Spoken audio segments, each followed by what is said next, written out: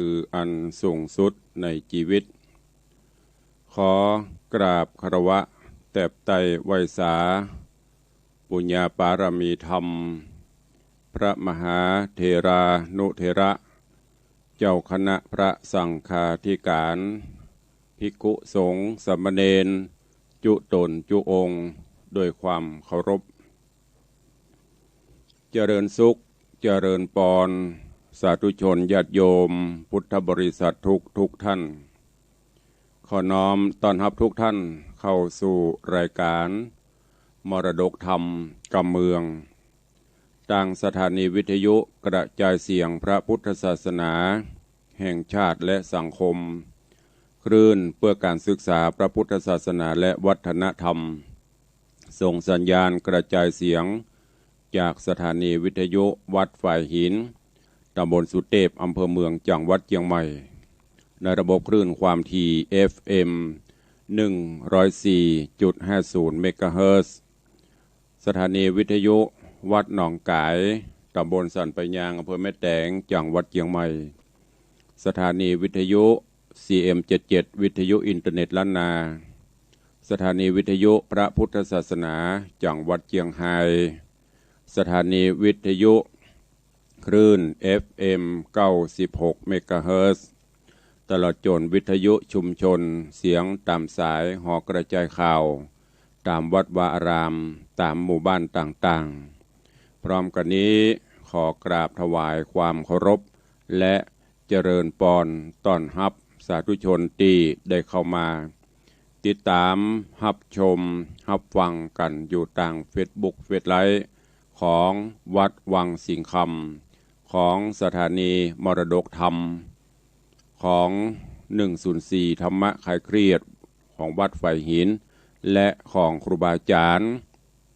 ญาติโยมที่ได้เข้ามาแล้วกดแชร์กดไลค์สู่กลุ่มเพื่อนๆตอนนี้เวลานี้ก็ถวายการต้อนรับท่านเจ้าอาจารย์พระมหาสมชาติวัดหนองยาวเจียงไฮ้แล้วก็เจริญปรต้อนรับคุณโยมจงรักสลับปีโยมปีหมอมัทนาอัมพันธ์คุณโยมสลามะงิ้วที่กำลังเข้ามาติดตามรับชมต่าง Facebook เฟซไลฟ์แล้วก็กำลังทยอยกันเข้ามาแล้วก็ตอนนี้ก็มีท่านเจ้าจารย์พระธนภูมิปัญโยภิกขุกำลังเข้ามาเนอะก็เดี๋ยวจะได้ไปแฮปปี้เบิร์ธเดย์ให้เปิ้นเดือนกันยาปุ่นก่อนตัวนี้ท่านเจ้าก็บำเพ็ญบารมีธรรมอยู่ก็ขออนุโมทนาเนอะลูกเนอใครยังบ่ตื่นใครยังบ่ลุกเตื้อตื่นกันได้ลุกกันได้แล้ว6 โมงป่ายแล้วเนอะแสงเงินแสงทอง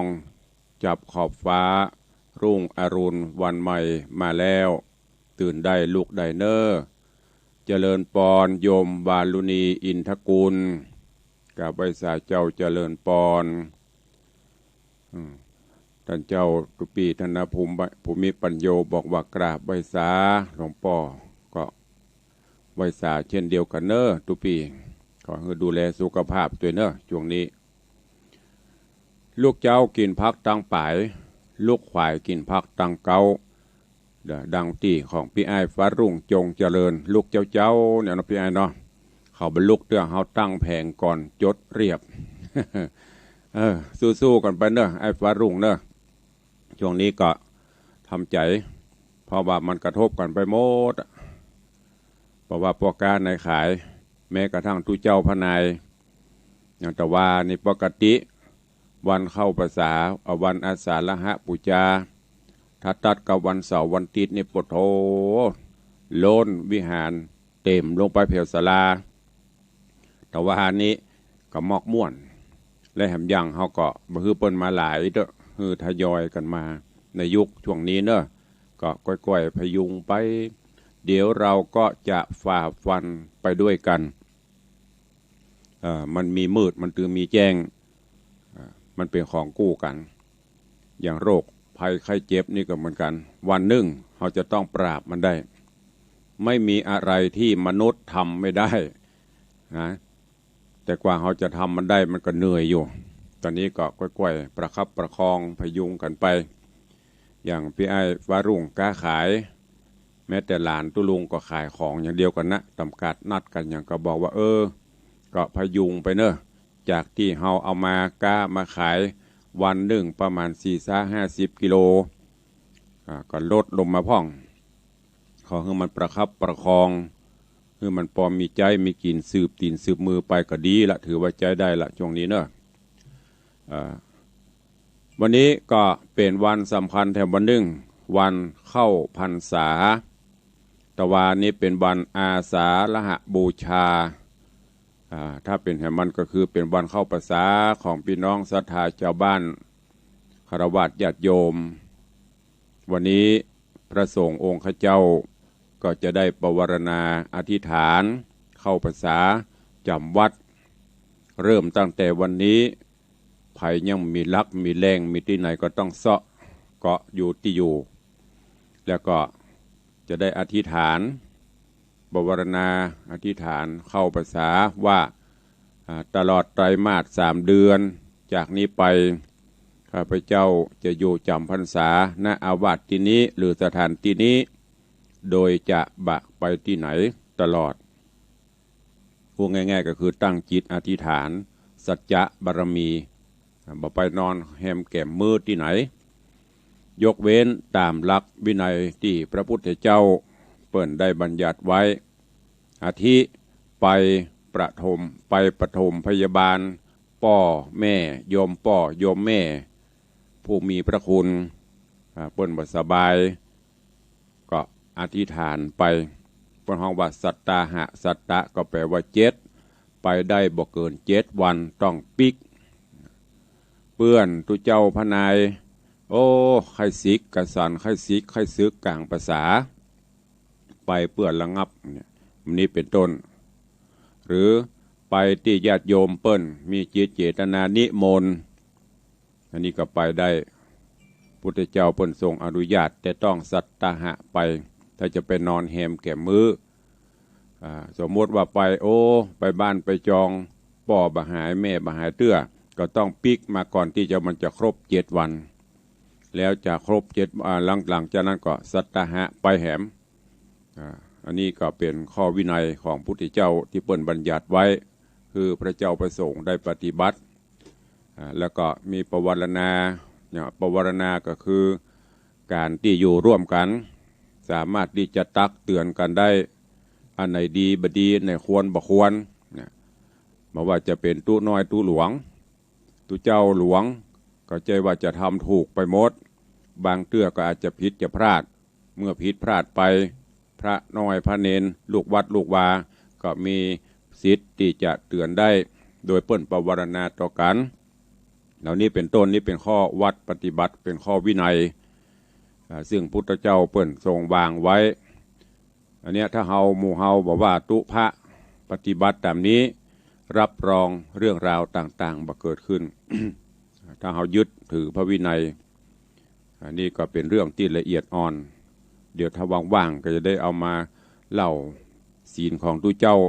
นี่อย่างนักมีอย่างปล้ำปเหลือ227-28 ข้อปะมันมีอันอย่างล่ำเหลือตุลุงเดี๋ยวว่างๆวันใดจะก้อยๆเอามา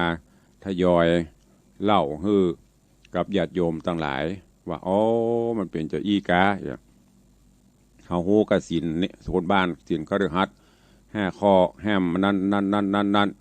แต่ของตุเจ้านี่ละเอียดละออแม้กระทั่งพระเจ้าพระสงฆ์พระอย่างของเขียวก้าอย่างก้านี่มันมีหลักปฏิบัติของเพิ่นเนอะก้อยเอามาเล่าให้ฟังวันนี้ก็ฟังน้ำฟังธรรมกันต่อทวานี้วันพระวันศีลทุกเจ้าดำเนินรายการตั้งแต่ภาคเช้าภาคบ่าย2 เวลาด้วยกันแล้วก็รวดแจ้งให้ทุกท่านเนอะทุกวันพระทุกวันศีลเราจะพบกันในรายการฟังธรรมะวันธรรมสวนะตั้งแต่เวลาบ่ายโมงถึงบ่าย2 โมงต่างสถานีวิทยุ 104.50 เมกะเฮิรตซ์เป็นประจำทุกวันพระ ในช่วงเช้าก็เป็นประจำทุกวันอยู่ละตั้งแต่เวลา6 โมงป่ายถึง7 โมงมีนัดพบนัดปะกันถ้าตุลุงบะเนยบะเพลียหรือบะมีศาสนกิจใดก็จะบละญาติโยมศรัทธาจะได้มาจัดรายการให้ฟังกันอย่างนี้ตลอดเนอะก็วันนี้ก็มาฟังธรรมะกันต่อเนาะในเรื่องของนางมโนรา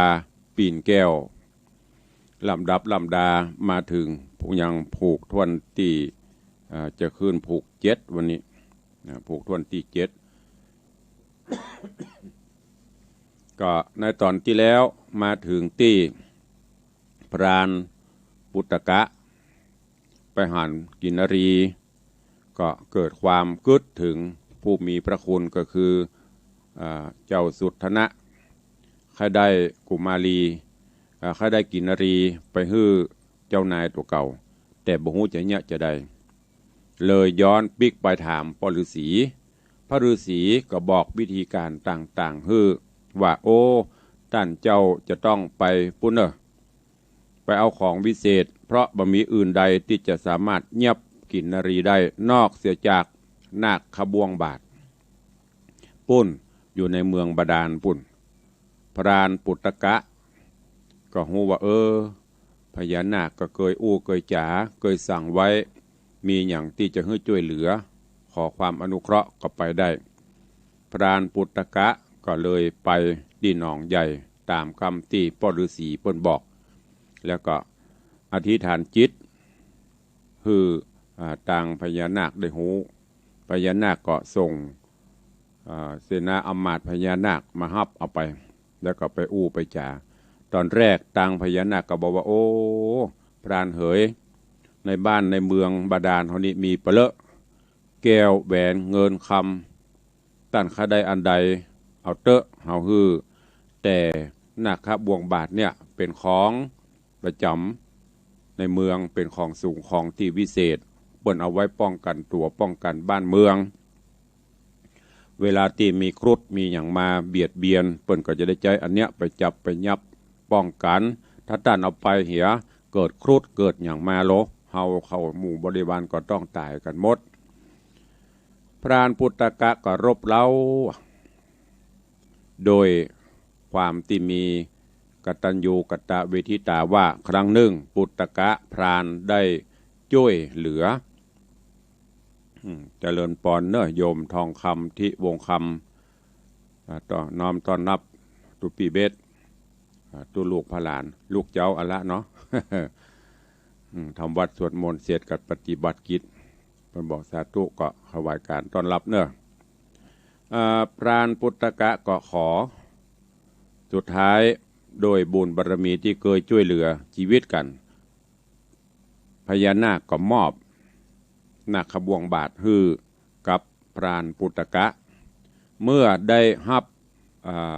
นาคบวงบาทแล้วพรานปุตตกะก็ร่ำราพญานาคกลับขึ้นมาบนเมืองมนุษย์แล้วก็จะได้ไปที่หนองน้ำที่กินรีทั้งหลายกำลังเล่นน้ำอยู่จะจับจะยับได้กาบ่ได้กา จะมีอย่างเกิดขึ้นเชิญทุกท่านติดตามรับฟังพระธรรมเทศนาปื้นเมืองเหนือเรื่องนางมโนราปีนแก้วในผูกทวนที่7ณโอกาสบัดนี้ นะโมตัสสะภะคะวะโตอะระหะโตสัมมาสัมพุทธัสสะสัทธโบฟังลาโสตุจนะสัพปุริสะตังลายต่างหญิงและใจม้วนหมู่ที่ได้ปากันอยู่ทำท่าดาฟังยังรัสธรรมเทศนานางมโนราปิ่นแก้วลำดับมาแถมแล้วผูกทวน7ก็นอแก้วเนินา เจิญศรัทธาต่างหลายหนุ่มเทาจูงต่างจิตใจเราทอมทาได้ฟังต่อไปนานี้และนาโสโหรุทธโกอันว่าพุทธกาพรานป่านั้นใส่กันว่ามันใดนาคาบ่วงบาทจากเต้าราชนาคาก็รีบไกลกลาไต่เต่าไปสู่ที่เก่าเดิมตีเกิดที่นางกินนรีมวลหมู่ลงมาสู่เดิมอ่อนพรานดงดอนบ่จ้าเข้าลบซ่อนป่าฝวยบังพอหายังนอนเนาแงมบ่เศร้ามโนราอ่านเคยมาอาบน้ำดังวันก่อนพรำเคยหันนั่นและนาตัดสะมิงคะเนในคณะนันเล่านางตังเจ็ดนอนเน่ากินนรีการเถิงยามดีอาบน้ำก็พร้อมพรำเปียงกันบินภายพันไววาดมาโดยลวงอากาศเบโหนคำไพรสนลงสู่ในที่อยู่วังทานเมปาริวานลายหลากปันตัวหากเป็นหมายแวดล้อมใหญ่เป็นตานางนอนลากินนรี ปีกหางมีก็ถอดไว้แล้วลงสูดน้ำใหญ่เล่นอาบเฮอฉลาบเย็นใจต่างจากไข่ห้องเศร้าสะนันดาวดงตาลสนุกการม่วนเล่นวิดวิ่งเต้นไปมาก็มีหันเล็ดนาตะตาน้อยกาดละนันเล่าพรานหนุ่มเนาดงพรายพกอยู่บอกไกลบอกไก่แต่ใส่อยู่คุมไม่ฝวยแน่หันกันแย่ม้วนหมู่อาบน้ำอยู่วังทานงามเจียงคานหลายแหล่บ่หนุ่มแก่สะเมอกันพรานดงตันสันพอหันนางน้อยหนอบมโนรางามปอตาเหมือนแต่มสองฝ่ายแก้มเรื่องรายบ่มีนางใดโลกใดมาเพียบใดนางมโนรานางนี่นาเปิงแล้วกับเจ้าหนอแก้วท่ารงยานพระดงดานบ่จะออกจากป่าฝวยบางหมายใจยังนางนาดแล้วก็เอานาขบวงบาทนั้นเราโยกตั้งเกตเกลาอธิษฐานว่าแม่นสมปานจาดแล้วแห่งเจ้าหนอแก้วพุทธากับนางมโนราหนอไทยได้สร้างไว้จอมกันก็อาการฆ่าภายพันนาขบวงบาทคออย่าได้กลาดไกลกลาการปราณดงนากล่าวแล้วก็สัตนาขบวงบาทเกี่ยวบาทเดียวบวงบาทนั้นเร็วไว้วาดไปมัดนิ้วมือนางนาดมโนราพรานดงนาบ่จะรีบอยากว่าป่านางลากเข้าดงขวางจะใจดันป่าไม้ดงเร นางบุญมีรำร้องสะนันกองดงตันก็มิงหันเล็ดนาตัดสมิงคันเนน้อยกันนานันใส่จุมนางนาไทยกินนรีปีนางบุญมีนอดลาหันนางเว้นฟ้ามโนราห้องเววาไม่มาดมีนาคขบวงบาทจองห้อยมัดยางนิ้วก่อยนางไว้มีพรานบาปใบจักลากปานางจากหายนี้จุมกินนรีมวลหมู่อันอาบน้ำอยู่เนืองนาน การเขาเล้งหันบ่จาก็รีบคืนสู่ต้าไปบนโกลาโหนสะเศร้าห้องเอิ้นเป่าหากันเอาปีกและหางไผ่มันซุบสอดแล้วก็บินไปจอดหนไกลต่างจากใครกล่าวโอตามกลางหมู่เดียวตามกลางหมู่เดียวกันว่าโอยเฮนอในดวงตาที่นี้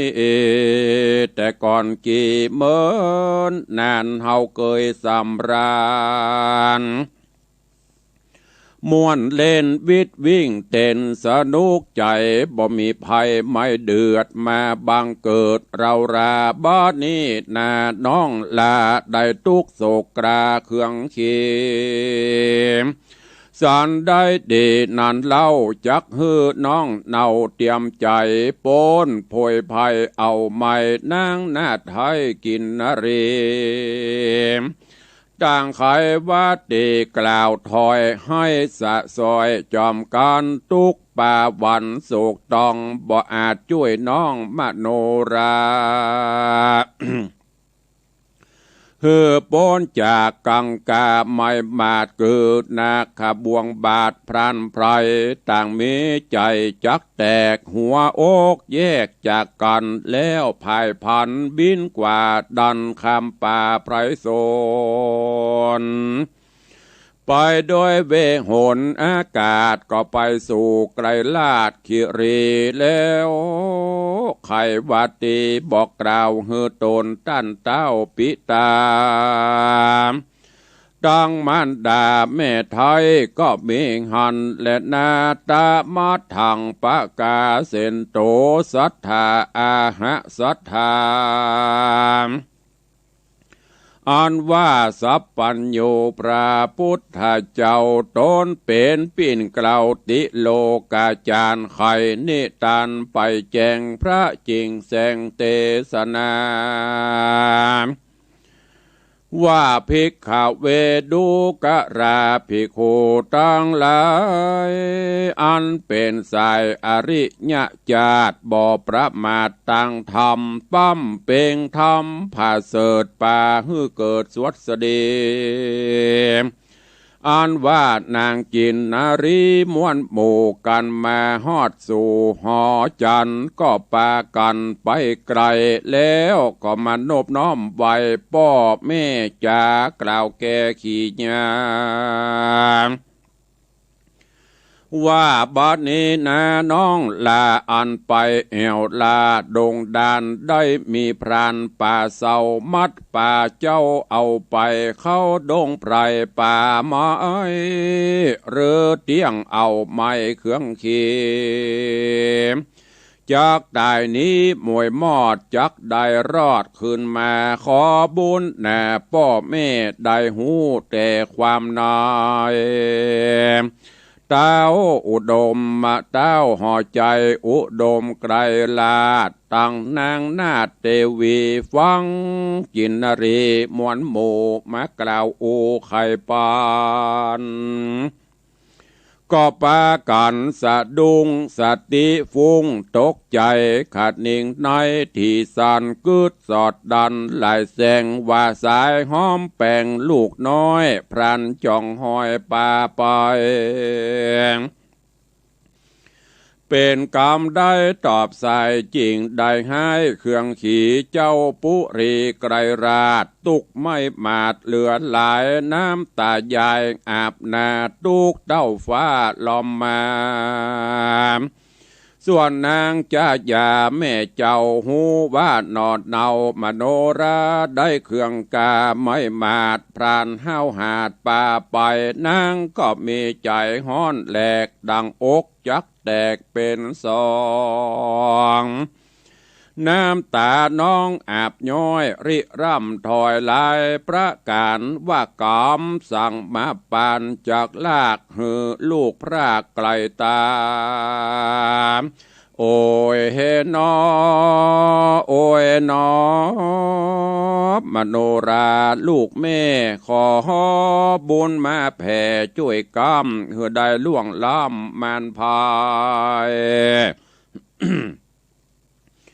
นางห่อใจแม่เจ้าก็ยกมือตั้งเกลาอธิษฐานแล้วจะขันโอกาสว่าพลโตโหเทวะสังขโย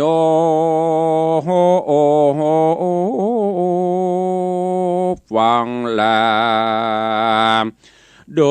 กลาเตเอปตาอยู่พับแผ่นดาวโลกาอยู่ป่ารามเตต้องตามเขตห้องปัทวีอยู่ตามดงรีปากกวางตามตาตั้งสากรข้าขอวานวอนเต้าเจ้าพ่อนางนอนเนามโนราอ่อนพรานดงหนาหยาบจ้ามัดนางนอดลาป่าไปอย่ามีภัยมาตองในแห่งห้องอินทรีอย่าได้เครื่องขี้ต่ำก้อยได้จื่นจ้อยคืนวานปานได้ผ่านปอกเต้าคืนมาที่เก่าปุรีนางเตวียอดซอยรีร่ำถอยลายประกาศส่วนเต้าผู้บานยศอาจหันนางน้อยหน้าเตวีตุกเครื่องขี่มาตองในแห่งห้องอินทรีก็ในแห่งห้องอินทรีอย่าได้เครื่องขี้ต่ำก้อยได้จื่นจอยคืนวานปานได้ผ่านปอกเต่าคืนมาที่เก่าปุรีนางเตวียอดซอยรีร่ำถอยลายประการส่วนเต้าผู้บานยศอาจหันนางน้อยหน้าเตวีตุกเครื่องขี่เอาไม้ริร่ำให้นานำก็ไข่กำโอกาสเป็นโอวาทจะสอนว่าดูรามสรีบางอ่อนเฮยนอดน้าเอานางอย่าโศกเศร้าโศกาปริเวตนาร้องไห้จูงโอดใจไว้ตามธรรมว่าคนแนะนำในโลกย่อมมีสุขมีทุกข์โศกสูญกันย่อมแพ้ผ่านความเงี่ยงบอบมันเตี้ยงไปมาเป็นธรรมดา เป็นธรรมดาโลกไตบ่เว้นไว้ยิ่งใจเกิดแก่เจ็บตายปัดพรากบ่พ้นจากสงสารตามกรรมป้าปันสร้างไว้บ่หอนใดผิดผันแม่นฮักกันเต้าฟ้าก็ยังตายความหน้าเป็นผีบ่เว้นหนีกรอยกลาดบ่เว้นขาดเสียคนอย่าเรโรนล้ำตี้จูงแปลงใจกรี้เจยบานการมองผ่านเอาไม่บ่หอนจักใดเป็นยาจูงพิจารณาสันทีเฮือแมนตี้ตามราย ว่าการคนได้ตายนั้นเราแม่นพ่อแม่เจ้าสองขาตั้งวงสาพี่น้องมาแวดซ่องลายลามแล้วร้องให้ตามบ่เหือตาเป็นเลือดแดงแปงให้แต่เจ้ารอดถึงแรงบ่ขาดคนกรอยกราดมรณาบ่อาจจะขึ้นมาสักผู้หมายนาสู่เป็นคนปีกปอกหนแถมเราเป็นดังเก่าเดิมตีนางเตวีน้อยนาดฝ ฟังเต้าราชจะไขขะหนิ่งในสันทีหันแม่นตี้กองเด นางเตวีหนอดเนาก็หายมนเศร้ามองผ่านมีใจบานชื่นจ้อยบ่ต่ำก้อยอันใดก็มีหันและนามตาตาในกาละนันเล่านางหนอดเนาเตวีก็จะกำดีโอกาสบอกเต้าราชสามิกาว่าจักไปแสวงหาลูกเต่าตามป่าเศร้าโด่งดอนบูนเดิมอ่อนจัดแล้วบอกกราดแกล้วหายโหนเตียงป้าโดนลูกน้อยพงอ่อนอ้อยมโนราอุตุมพระราชาท้าวราชก็โอกาสจะไขว่ากันนางจักไปสอดลาตามน้อยป่าดงนาเพื่อแสวงหาลูกน้อยอันได้ต่ำก้อยเครื่องขี่จุ่งสวัสดีตีเอียงเต้าอย่าโศกเศร้าการใดขอมีใจโจกกว้างสมไฟอ้างใจมาได้ปะบุญผายลูกลาปันได้หมายนาปิกขึ้นมากันเต้าอุทมพลาจากล่าวแล้วนางนอแก้วเตวีก็กรีผมดีปะบารีบหมายนาพันภายปาปริวารหลายม้วนมากบินออกจากเวียงใจข้ามดงไพรจะใจรอดป่าไม้หิมมาปานก็ป่าปริวานมวลหมู่เหินเลื่องสู่จิมคางตี้น้ำกวางโบกครณีปากินนารีเสาะไซหาลูกไทยมโนรา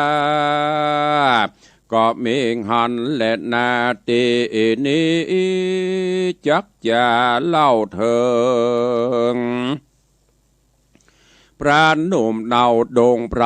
กันสัตว์นาคขาบวงบาทไปถูกตองมัดเอานางนาดน้องมโนรา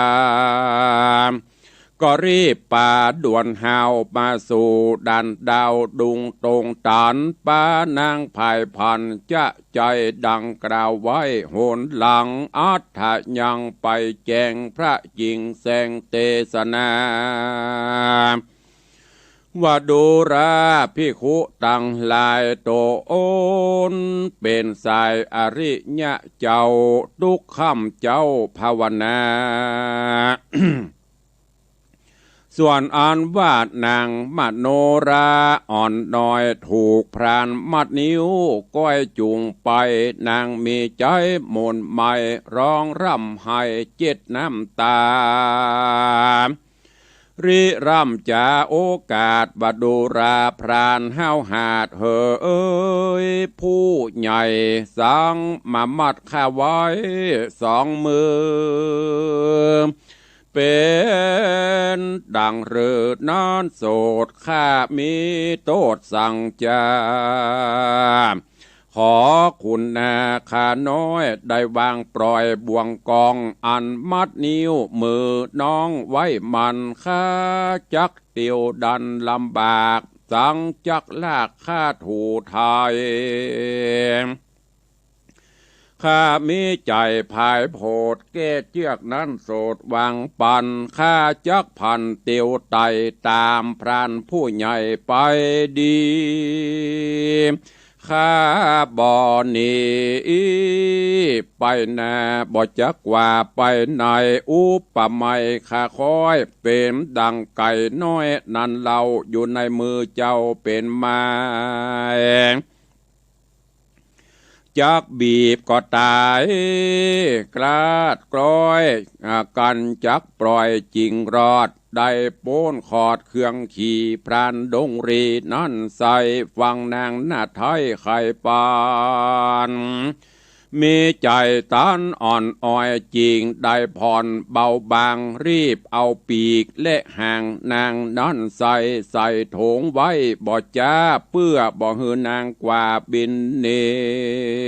มแล้วพรานดงเรผ่านดงเรหาวหาดจักเกยังนาขบวงบาทนอนใส่นางนาไทยมโนราก็รีบก็ไขขี่ญาบอกกล่าวว่าดูราพรานหาดหาวโด่งตันอย่าได้ภายพันถูกต้องยังเนื้อตัวแห่งน้องมโนราเป็นดังหรือจานั้นใส่จุงหูไว้ใส่ใจว่าอันเจื้อไข่แห่งคาเป็นคัตติญะเจ้าฟ้ายศอาจขากุลจาดปักษาอยู่ป่าลาเขตเต้าเขตแดนประเทศไก่โหนจุมหมู่คนโลกไตไปบอดใดดีลีปเวณีแต่เก้าสืบต่อเล่ากันมาว่ามนุษย์สาโลกละหันแต่หน้าบ่หันใจแม่นปักสีนางใดแผกเบาบ่ฮักเผาจาดเจื้อได้ถูกต้องเนื้อมนุษย์สาจื้อว่าผู้หญิงนั้นนาหยาบจ้าจักมีโทษกว่าเถิงตายแต่ยังหมายเว้นไว้ว่าผู้นั้นใส่สมถะอาจหรือเป็นเชื้อชาติทะลงกูลนาหรือผู้มีบุญหนุ่มเท่าหรือเป็นพ่อเจ้าหันดีจริงจากโปนเครื่องขี่นั่นโสดบ่มีโตดจะแลนานิธิตังขีญาสังวันนาวิเศษจาห้องเหตุธรรมเทศนานางมโนราปิ่นแก้วผูกทวนเจ็ดก็บังโกมโสมเรศเดช ก็จบไปแถมผูก1 ตอน 1ในเรื่องของนางมโนราปิ่นแก้วซึ่งในตอนนี้ก็มาถึงอย่างตอนที่พรานปุตตกะหลังจากที่ได้รับของดีของวิเศษนั่นก็คือนาคบวงบาทของพญานาคได้มอบให้พอได้แล้วก็ฝังปิกขึ้นมาจากบาดาลสู่เมืองมนุษย์แล้วก็ไปที่หนองหลวงหนองใหญ่ที่เดิมที่ไปปะกินรี ก็ไปพกพอหันหมู่กินรีตั้งหลายถึง7 ปีน้องก็ปากันมาเล่นน้ำเหมือนเดิมพร้อมดึงบริวารพวกพ้องก็เล่นกันไปสนุกสนานจากนั้นพรานปุตตกะก็ได้หันใส่มโนราหรือว่าใส่หันใส่ปีนแก้วก็ได้เอานาคบวงบาท ที่พญานาคเป็นหมอบพื้นยกขึ้นตั้งจิตอธิษฐานว่าหากแม้นว่าองค์สุทธนะกุมารหรือเจ้าบ้านเจ้าป่อเจ้าป่อบ้านป่อเมืองเขาเนี้ยได้สร้างบุญบารมีไว้กับกินรีนางใดเหมาะสมที่จะเป็นกู้เป็นกิมกันขอนาคบวงบาทนี้ได้ไปเกี่ยวไปกองเอาไว้เนอะจากนั้นก็เวียงหรือว่าจ้งโยนได้หลายศัพท์นะกำไทยว่าเวียงหรือโยนกำเมืองเขาเอาจ้งขึ้นโยนขึ้นนาคบวงบาทก็ไปเกาะเกี่ยวก้อยของปีนแก้วมโนราปีนแก้วไปไหนไม่ได้ล่ะปลดโตบกองตกเสร็จปุ๊บดึงไว้หมูปี้ตัง6ก็หันใส่ตกขป่าสะดุ้งตกใจห้องบิดวิวพรานพอหันใจกับฟังจักลากเอากินรีเข้าป่าเพื่อที่จะเอาไปเฝ้าไปถวายหมู่ปี้ทั้งหลายบริวารทั้งหลายก็สะดุ้งตกใจกันอกสั่นขวัญหายเอาจะเนี้ยจะใด จะมีวิธีใดเนี่ยช่วยน้องเมื่อหาวิธีไปได้กับฟังปิกไปบอกคือป่อคือแม่คือป่อพญาว่าประเดี๋ยวเนี้ยปากันไปเล่นน้ำในหนองมีพรานคนหนึ่งเอาหน้าขบวงบาดมาก่วงมากองเอาน้องไปปุละเนอมหูจะเป็นตายให้ดีจะได้ป่อพญากับแม่พญาก็โอ้โศกตุกระทมอะไรอาวรหาลูกอ่ะจะเนี่ยจะได้เนี่ยญาติโยมตั้นต่างหลายหรือวัยรุ่นวัยกรรมทั้งหลายหัวอกป่อหัวอกแม่จักหาในเปรียบเทียบเปรียบเทียมได้ลูกมีอันเปลี่ยนไปเนี่ยยินบ่ได้นอนบ่หลับเนอะ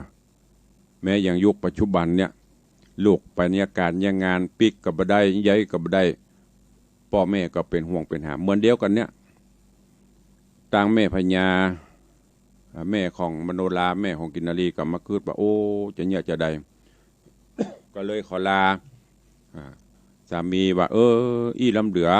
น้องจะไปตัวเสาะหาเนาะเพื่อไปพบไปปะเสียลูกเฮาเป็นจะได้ที่ไหนเฮาจะได้ช่วยเหลือกำลังลาพ่อพญาเมื่อเป็นจะอีพ่อกะพ่อพญาก็อนุญาตโป่งปั่นไปเพื่อฮื้อนางไปเสาะหาย้อนกล่าวถึงพรานปุตตะหลังจากที่ได้กินนรีมาก็จักไปลากไปนางกินนรีก็ได้รับความทุกขเวทนานางก็บอกว่าโอ้ท่านพรานเอ๋ยขอเมตตาข้าเจ้าเตอะได้ปลดได้ปล่อยให้กรรมเนาะเพราะว่าข้าเจ้าตึงบันนีไปไหนเพราะว่าเปรียบเสมือนลูกไก่อยู่ในกำมือท่านจะบีบก็ตายจะคลายก็รอดไปไหนก็ตึงมาได้ละปล่อยเฮากำเตอเฮาอีดเฮาเตียวตัวก้นถ้าเฮาอีด อันนี้มันใจเนอะอันนี้ตัวลงแซวเล่นโอ้เน็ดเหนื่อยตั้นอิดหิวเจ็บตัวหนักขบวงบาดมันฮัดขอปลดปล่อยกำเตอข้าเจ้าจะตัวตั้นไปเนี่ยจะจูงไปตะใดจะไปตะใดข้าก็จะตัวไปปุตตะพรานหันก็อินดูมะก็เลยฟังเมียดฟังเก็บปีกเก็บห่างกินนารียัดในถุง ยัดในถุง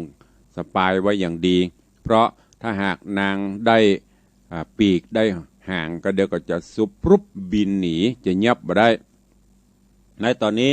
กำลังจักกำลังจุ่งกันไปเพื่อที่จะไปยังตีถวายเจ้าเมืองของตัวเก่าเรื่องราวของมโนราปีนแก้วจักเป็นจะได้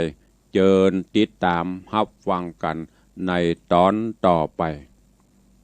ตอนนี้โป่งวางไว้แต่เพียงเก้าอี้ก่อนเนาะขออนุโมทนาเด้อญาติธรรมญาติโยมกูคู่กูคนที่ได้ติดตามฟังทั้งจากสถานีวิทยุและเข้ามาติดตามรับชมรับฟังรายการไร้สดหลายท่านหลายคนตะกี้ก็จะหลายมาตันเมืองไหลเข้าไปทำก็ดีเตศแต่หากก็ดีพอไปเข้ามาพ่องนาทีนี้กำลังหันนี่ก็คือคุณโยมสุภาพขันนาคุณโยมสุภาพเจ้าหน้าที่ราชทัณฑ์เตือนจำวันนี้ได้เข้ามาชมมาฟังเพิ่นบอกไว้สาธุอนุโมทนาบุญก็เหมือนเดียวกันเนอะก็ขออนุโมทนาทุกท่านตัวเองที่ได้กดแชร์กดไลค์กดแชร์ส่งไปตัวเนอะขอขอบคุณนิ้วน้อยๆของท่าน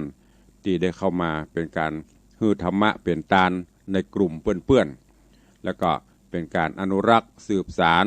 การเตะแบบปืนบ้านล้านนาถ้าเป็นไทยพื้นบ้านล้านนาอันนี้กำเมืองครับปืนบ้านล้านนาเต็มดีมันอิ่มดีได้กำเมืองกำเฮาภาษาเฮาถ้าเฮาบ่พอจะถ้าเฮาบ่เตะก็ยังมีคนเตะอยู่ อันนี้ก็ฝากไว้กับญาติโยมทั้งหลายเนอะในเจ้าวันนี้ก็อนุโมทนาเพิ่มเติมกับญาติโยมเนอะขอขอบคุณกับคุณโยมวิมลพี่หมอมัทนาอัมพันธ์ร่วมบริจาคกันเตะกันทำตลอดพรรษา 500 บาทขอขอบคุณตัวของอันแม่อุ้ยมอนจันคำแสงบุญแต่ว่าประกาศเปิ่นไป ประว่าประกาศไป200แม่อุ้ยทวงว่าแม่อุ้ยหอม300แก้เรียบร้อยแล้วเนอะแม่อุ้ยมอนจันคำแสงบุญแล้วก็ขอบคุณครับตะวันนี่ก็มีคุณโยมแม่สมพรพระควิวัฒน์ได้มาร่วมโมทนาบุญตัวเองขอบคุณกับคุณโยมยันยงป้อยันยงแม่วิไลเศรษฐเสถียรโยมวีรยุทธเศรษฐเสถียรและครอบครัวคุณโยมวรารักษ์เศรษฐเสถียรนายเสิ่งนำชัย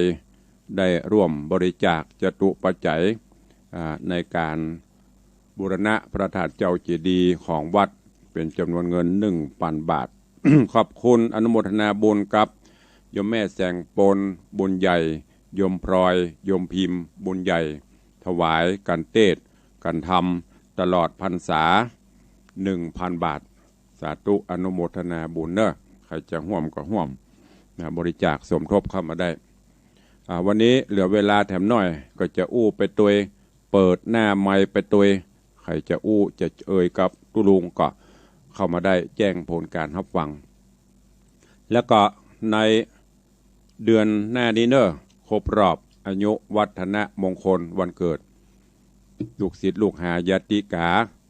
FC เนอะใครจะมุทิตาสักการะปกติเป็นวันรวมญาติถ้าเหตุการณ์ปกติมีโรคระบาดนะลานวัดนิมปอละ เต็มกุปีนักขึ้นญาติธรรมมาทั่วสารทิศแต่ปีนี้โรคระบาดเขาก็จัดกันไปเป็นบนห้องว่าตามสายญาติธรรมบ่ได้มีกัดบ่ได้มีอย่างไปบอกไปนี่เหมือนกูเตือนเนอะก็ประกาศทางเนี้ยก็มีมาตรการป้องกันกันไปที่สำคัญมันเนื่องก็คือในวันเกิดตุลุงก็จะได้ลวดประกอบพิธียกยอดฉัตรขึ้นประดิษฐานบนพระธาตุเจ้าเจดีย์ในวันที่21โดยจะได้อาราธนานิมนต์เมตตาปรมีธรรมหลวงพ่อพระเดชพระคุณหลวงพ่อเจ้าคณะจังหวัดมาเป็นประธานสงฆ์ยกยอดฉัตรขึ้นเพื่อมันเสร็จเพื่อว่าจะได้ลื้อหนังล้านอย่างเพื่อมันเกะกะมันบางงามตาก็จะเพื่อมันเสร็จไปใครจะร่วมโมทนาบุญในการสมทบกองทุนนิธิวิสิตศีลาภรณ์ดังที่ได้ปฏิบัติกันมากู้ปีก็อนุโมทนาเนอะจะมาเองก่อนหรือหลังหรือจะโอนมาร่วมก็สุดแท้แต่เจตนาในตอนนี้ก็มีผู้ที่นำจตุปัจจัยมาแล้วก็มี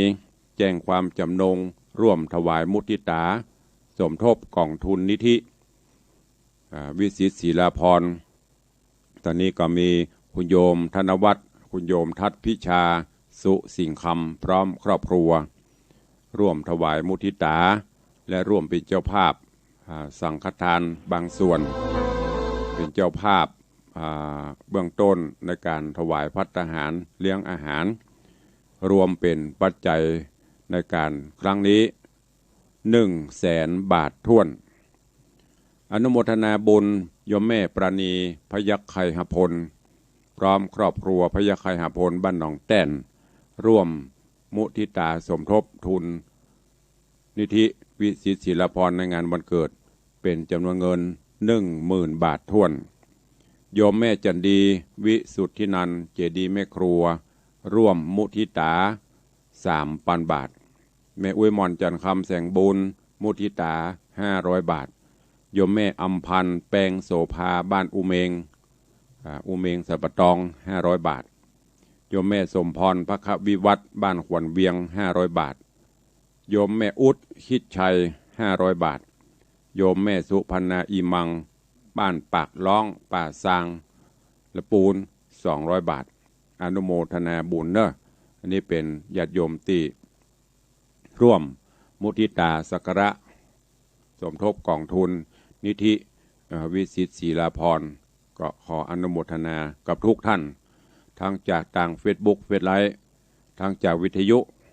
จะร่วมโมทนาบุญในวันที่21เป็นวันครบรอบอายุวัฒนมงคลวันเกิดของอัตมาภาพของตู้ป่อของตู้ลุงของตู้อุ้ยเนอะบอกผ่านไปใครอยากจะมุทิตาก็เจริญปอนขอบคุณตัว ใครจะอู้จะจากับตู้ลุงยามเจ้าก็เข้ามาได้เนอะตั้งแต่เวลานี้เหลือเวลาแถมหน่อยจะหมดเวลา0817836540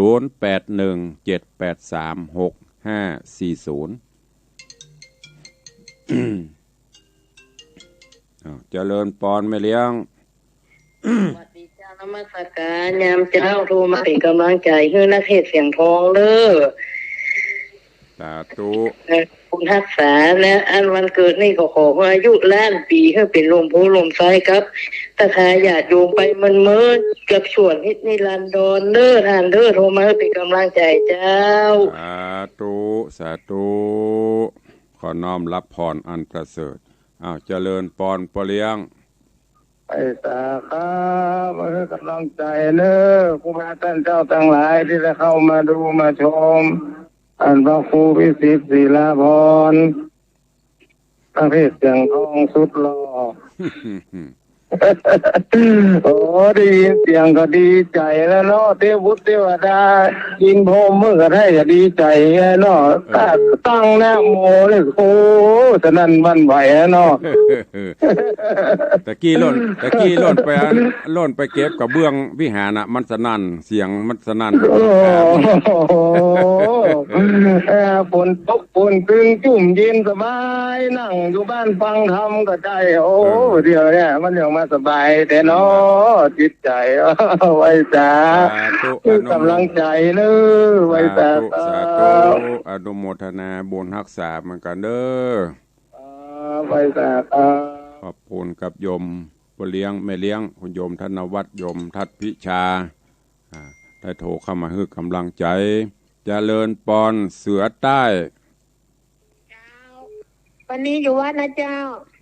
นี่หยังจะเข้าไปตายังมาบ่ฮู้เตื้อดูกันมาเถอะมากับมาหอมมากะไม่เป็นไรฝากมาตึงฮู้จักแล้วลูกกล้าหันลายมือก็ตึงจำล่ำมันบ่แน่แต่ส่วนมากก็ยังบ่มีคิวเตื้อลองดูก่อนมันบ่แน่นะเพราะเนี่ยการตัวหล่นเข้าหล่นออกไปตอนเช้าเนี่ยจ้ะซื้อดอกซื้อดวงเตื้อมันก็รับห้องวันนี้พอจะบัดนี้นะว่าจะรับสักไม่ได้พักเริ่มเพลียละกันมันตึ้มได้พักก็เด็กกับน้องเน่งมาเดี๋ยวก็ว่ากันเข้ามากับมาเถอะได้เนอะสาธุเสือสิงห์เหนือว่านมัสการไม่ได้ฟังเทศบ่ายโมงก็ไปวัดเป็นกรรมฐานบ่ายโมง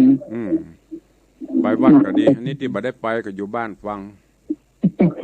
ไม่ได้ดูเลยต้องไปต่อบ้า2 ชั่วโมงดู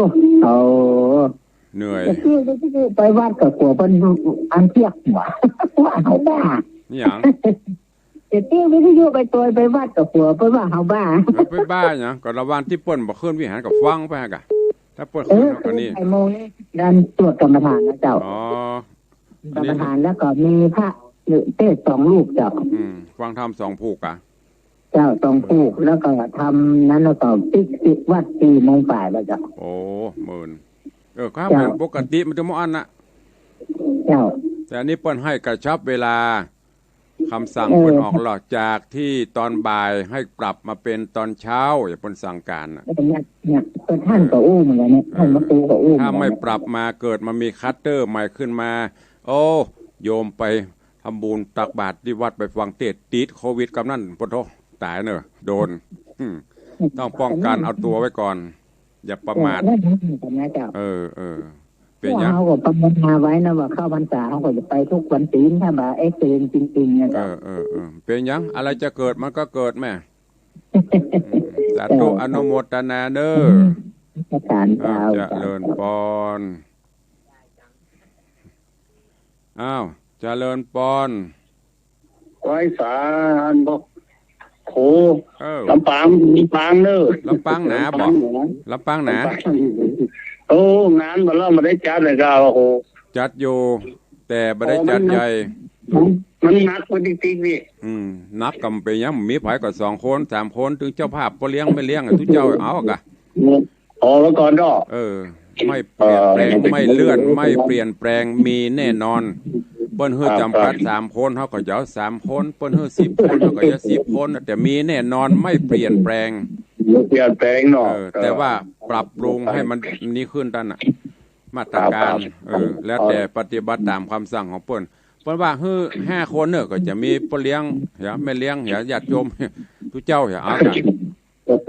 น่าอยู่ตรงหนอวัดเอาเนาะเพราะว่าเปิ้นเป็นเจ้าภาพเจ้าศรัทธาเก่าเปิ้นหอมล้านป่ายล่ะใครฮื้อมันแล้วใครฮื้อมันสนใจเปิ้นเนี่ยบ่ได้ขำทุกเจ้าก็บ่ได้ขำใครมาได้ก็มาได้ก็เป็นอย่างเด้อสาธุอนุโมทนาไผมาได้ก็มาได้ก็เป็นอย่างแต่งานมีจัดอยู่ศาลาพร้อมจัดพร้อมทุกอย่างพร้อมถ้าพี่โควิดยังอยู่เดี๋ยวเราจะจุดบัดหบไล่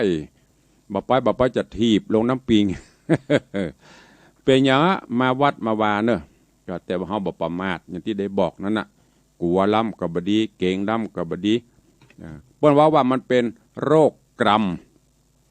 โรคกรรมจะได้กรรมมันถึงจะมาตายห้อมเนี้ยก็อยู่มาเป็นหมูกี่ปีเป็นอย่างมาตัดเฮาก็บุญกันเนาะ บุญหูยำหูก็ว่ากันไปพุทธเจ้าพุทธบอกอะไรจะเกิดมันก็เกิดเฮาไปห้ามมันบ่ได้ก็ย่อมพอฮะประเด็นนี้คนระดับดังๆคนรวยๆตายคนทุกข์คนยากเขานี่มันล่ำเป็นอย่างนะบุญกุศลบุญปกปักรักษาคุ้มครองจตสาธุกับสาธุอนุโมทนากราบเหมือนกันครับเหลือเวลาแถมประมาณ2 นาทีเนอะก็เดี๋ยวก็จะได้ล่ำลากันในยามเช้าวันนี้เป็นวันเข้าพรรษาตุลุงก็คงทำงานต่องานอย่างตุลุงไปล่ำเหลือพักไปจอดก็กับวัดกับวาเนี่ยพัฒนาตบตับแทบเนี่ยหันยันนี่ไปอย่างที่ได้บอกอยู่บ้านท่านจะนิ่งดูได้มันโดยหน้าที่โดยพระเขาก็ต้องทำไปเท่าที่ทำได้บ่ฝืนเดี๋ยวก็เตี้ยวแวดวันนี้จะเนี่ยอย่างแต่ก็มีกระจายตัวเก่าคนเดียวเนาะอันเดียวก็จ้างเปิ้นพ่องเนี่ยพ่องก็คือวัดวามันสะอาดสะอ้านวัดวาเป็นวัดของมันเป็นวัดเป็นวาอยู่ไปเนี่ยเปิ้นก็ว่าอันเนี้ยเป็นเพราะชีวิตตุกหลวง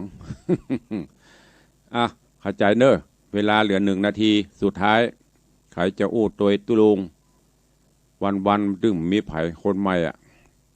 มีแค่3 4 5 คนเท่านี้เนาะอู้กันเนาะถ้าวันจะเสวนานะมันนั่งอู้กันนี่ถ้าจะม่วนมีก็ใครจะอู้ตัวตุลุงเข้ามาเด้อหายไปไหนกันหมด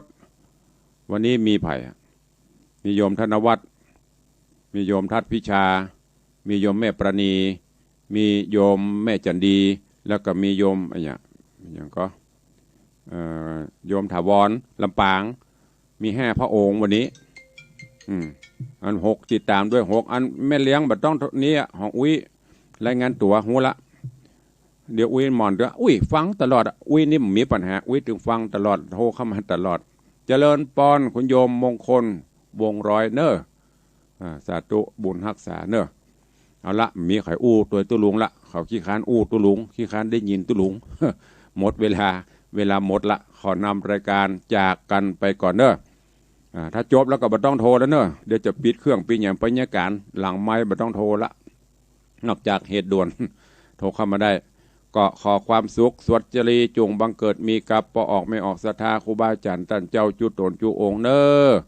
บุญพระรัตนตรัยปกปักรักษาโชคดีมีใจอยู่ดีมีสุขปนจากภัยไก่จากโรค5โควิดทั้งหลายปรารถนาได้สมความปรารถนาเหมือนกันจุตนจุองค์จุผู้จุโคนเนอยัตตาโรธรรมาวัฏันติอายุวันโนสุขังพลัง